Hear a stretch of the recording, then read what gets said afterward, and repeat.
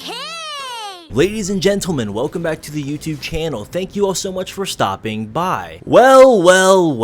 Here we are once again finally talking about Shinza Bancho. Reinhard makes his appearance to the YouTube channel, and truthfully, I don't even know why you guys like Reinhard so much. Honestly, between you and me guys, I much prefer Mari for reasons. And of course, Ren's pretty cool, and Rosalka? I don't know. Shinza Bancho got some pretty cool characters. It's just like the fanmates are just brain dead idiots when they wank Hajin with this infinite Taikyoku bullshit. But I could get into that for another day. With the series' last boss finally getting its anime adaptation later this year, I believe, I thought it would be a good time to talk about Ruphas once again. I mean, everybody really be wondering who's more powerful, Reinhard or Ruphas. Or actually, you guys just kind of want my opinion on it and to share you the facts. So that is what I'm here to do. Also, a quick shout out to my homie Joshua. Thank you so much for the donation. I really do appreciate it. Thank you. And yes, I will make a video about Musashi, but it will be later on down the line after the Kukulon video. Reinhard has low godly regeneration. As an Iquit user, he can reform their bodies from their disembodied souls, and he can regenerate from any damage as long as their soul is intact. He is non-corporal, and he is very much intangible. Like any overpowered character in any series, they have access to non-physical interaction abilities? Haxes? Yeah, haxes. That's the right word. Oh, and he can manipulate the soul. Iquit users can absorb and devour souls. Alright, quick disclaimer guys, I can't say half of these fucking Russian words. That's all I can assume, but I can't pronounce anything. Anyways, like I was saying before, as well as destroy them with mere conventional attacks. He's capable of affecting the likes of Methuselah, who is personified, who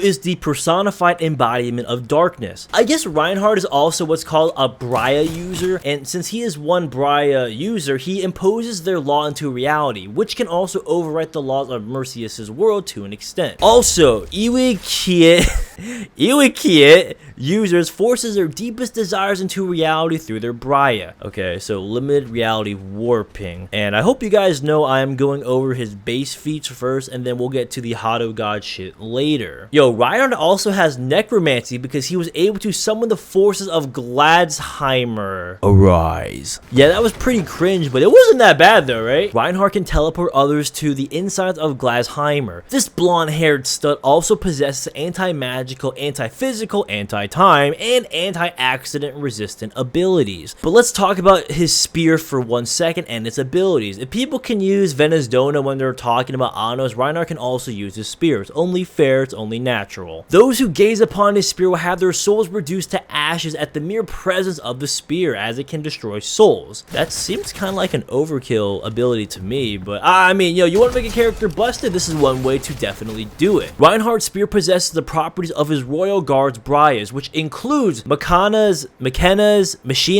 ability to conceptually erase anything from history, the absolute speed of Schreiber, and the inability to miss Eleanor. Okay, that's okay. Yes, okay, got it. Here's a good one though. The spear can affect the mind of the others with its mere presence. Those that are hit by the spear gets their essence changed and are turned into the Elenharar, becoming a part of his legion. Those who are touched by the spear gets their body and soul destroyed. Since Reinhard is the only one capable of wielding it makes sense that I guess, you know, he's kind of broken. I can see that now. I can see why a whole lot of people like to say that he's very broken. I get it. I'm slowly grasping the concept of this. Speaking of concepts, Reinhard can erase concepts. He used Machina Braya's ability, which could erase creatures, objects, knowledge, concepts, and information from history itself. Alright, I don't know shit about this verse. I like it, but I don't know much about it. What the fuck is a Braya? Sounds like a burrito, like a Mexican name. Alright, hold up. Time to do a quick Google search of this shit.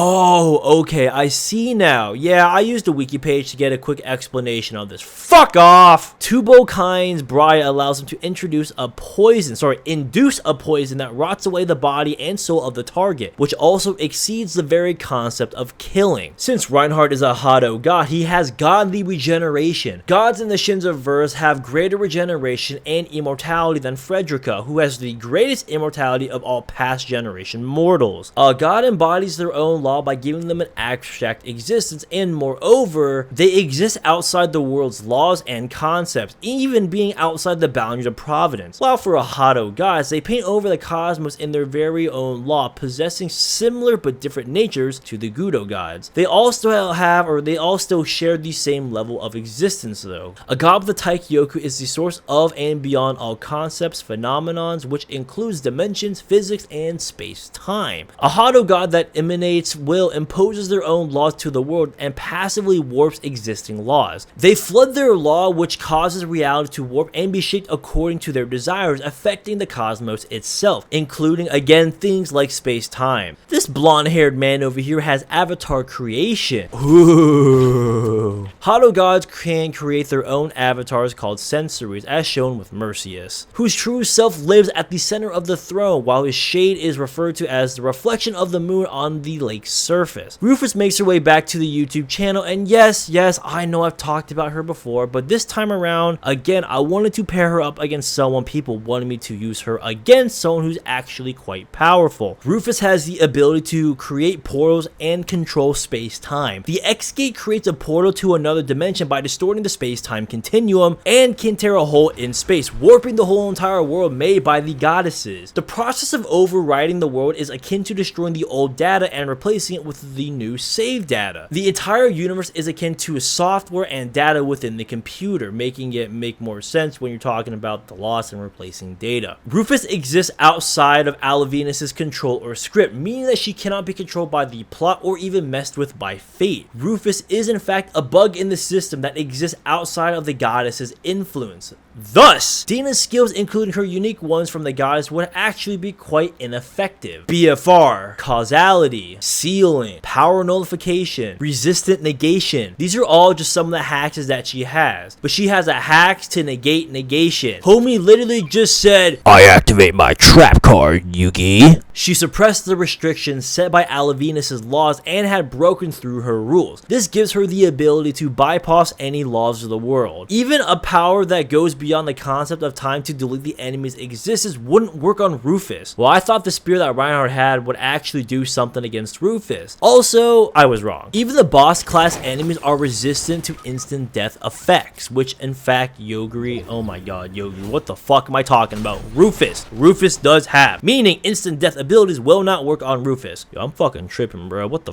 oh my god. Yoguri? Me? Yoguri? No, absolutely not. When Ruphas gets to level 4200, she can start throwing and defending all attacks that ignore common sense, logic, reason, theorems, providences, and laws. She can rewind, stop, and accelerate time. Even more, she can travel through time. She has the ability to reverse time to the point where the target is erased from existence. Aldebaran can crumble and shatter the goddess's scripts and skills. Barkium ignores skills and magic, plus the invisible brick nullifies duration based on the widespread area spells upon activation, such as the defense and support spells. Because she is a blonde beauty, of course, and I'm not saying I have a thing for blondes, but she can open a hole in space-time continuum with a punch. Ruphas has a very much power-crept version of World Rejector, as she can banish things to the space between dimensions. She can also send targets to the end of space if she so chose to. Fucking tongue twisters, man, damn. Ruphas has a causality type 5, as she was a beyond dimensional existence, or has a beyond dimensional existence. When one becomes a deity, their human self vanishes from existence and history, as if they never existed in the first place. A god is a singular, unique existence with no other versions across all worlds and times. Gods are walking singularities who are unbound by all laws, providences, and reason, being an existence that is impossible probability that should have never even been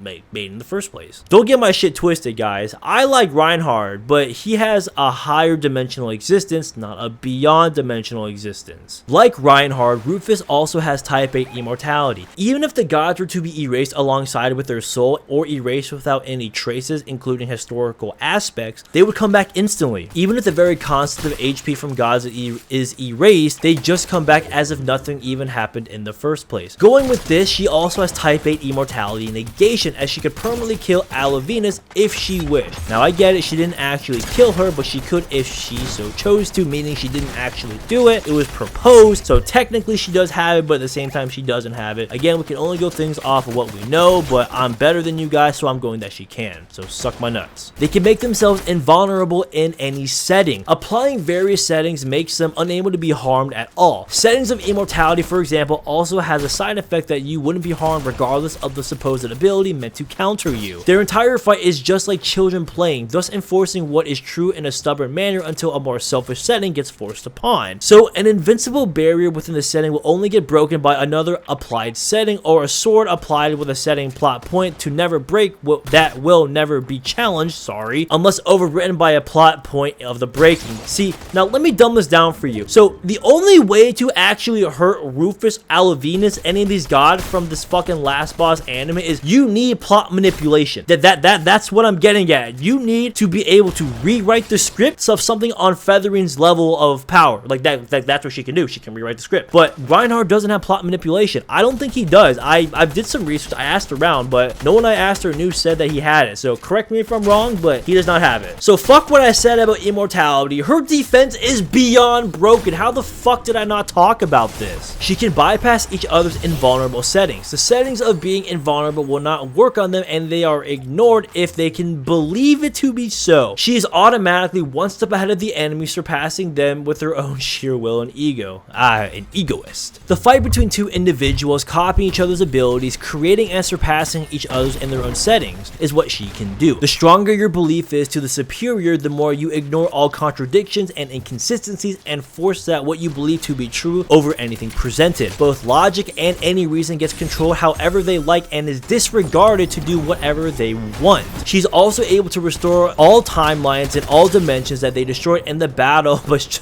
just by believing she can. By Ruphas merely believing that she is stronger, she can just become stronger. This allows Ruphas to passively transcend her enemies, always being one step ahead of them due to the nature of her twisted and childish ego. This is to the point where she's actually able to instantly reach infinity upon squared infinity when she first confronted Othinus, and they still kept transcending each other after that, with Ruphas eventually surpassing Othinus' powers as a whole. For her, infinity is just one before her, and she's infinitely stronger, being a level of infinity higher than infinity, and with the power to achieve even higher infinities above that is something crazy that she can do.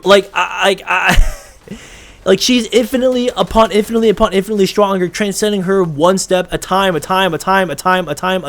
Ruphas eventually did not only surpass Othinus, but she reached the endpoint itself, cracking it. A transcendental realm of nothingness that is completely outside and encompasses all laws, concepts, providences that predate and any form of all creation, acting like a background canvas to where any levels can be inserted. Like, do you guys actually know what this means? Okay, so I'm gonna give you the TLDR of what I just said. She can infinitely upon infinitely transcend her because of her ego, and because she can transcend herself infinitely times over and over infinitely, and then reach the end point itself, cracking it. Like that power is way too high, way beyond fucking Reinhard. I'm sorry, bro. I like Shinza Bancho or Shinza whatever, the Shinzaverse, but ain't no way he's at that level of power. Ruphas is high outer. I don't think she's not high outer, but like Reinhard is outer, Ruphas is high outer. We all know that Hado Gosh transcends all concepts, creation, and perceives anything as a mandala or a canvas or whatever it does, because they have infinite concepts and shit, right? We all know that, right? But just given the nature of the Taikyoku, it's not the same thing as Ruphas' ability to completely transcend everything infinite times over, and all the concepts, laws, everything. I'm at a loss for words right now. I really have no idea what to say. I mean, God damn, Ruphas. They have equal speed, stamina, intelligence. I can give Reinhard that, but when it comes to AP power, no, Ruphas absolutely takes this. I'm not downplaying the Shinza verse. I like the verse. I like Mary, again, for reasons. But I can't justify a high outer scaling for Reinhard unlike I can Ruphas. Ruphas has a superior defense. Ruphas has superior hexes. Ruphas has superior AP. The spear that Reinhard has is beyond powerful, don't get me wrong, and he has really really crazy hacks. However, the fact that Ruphas can infinitely go beyond infinity infinite times over, with her powers transcending literally everything in creation, meaning space-time, time, logic, everything. I don't see Reinhard winning. Like, I've seen people say that Reinhard and Ruphas is a stalemate, but honestly, in my opinion, that's just not true. It's not even considered close. Well, okay, close is a loosely like said term, but like, no, Ruphas absolutely is superior and she takes this. The thing that makes her so deadly is her reactive evolution. It's just such a powerful ability to infinitely transcend, and then like whatever she thinks of can just happen, like the timeline shit I said earlier, or her power infinitely becoming infinite, stronger, and just cracking the endpoint. That's I can't fathom something like that. Reinhard is a very powerful character, but guys, don't get me wrong, I don't hate the verse. I'm just telling you how it is. If you can prove to me that Reinhard is high outer in the comment section that rivals the endpoint of the last boss verse, please tell me. I'm open to suggestions. I'm not biased and like a dick like I was before. You know what? I'll let you guys even on a little secret right now. I'm thinking about making a Goku and Superman video. Two characters I completely hate, but I will still rep both of them. Bet you never saw that coming, did you? Anyways, I got a couple more Fate videos coming. Thank you guys again for this love, support, the donations, everything. I love pumping out content like this when I can. I'm a very, very busy person. I'm really trying to buy a Lexus RCF right now. So, I mean, I don't know what to say, guys. Yeah, I'll keep pumping out content. Get excited.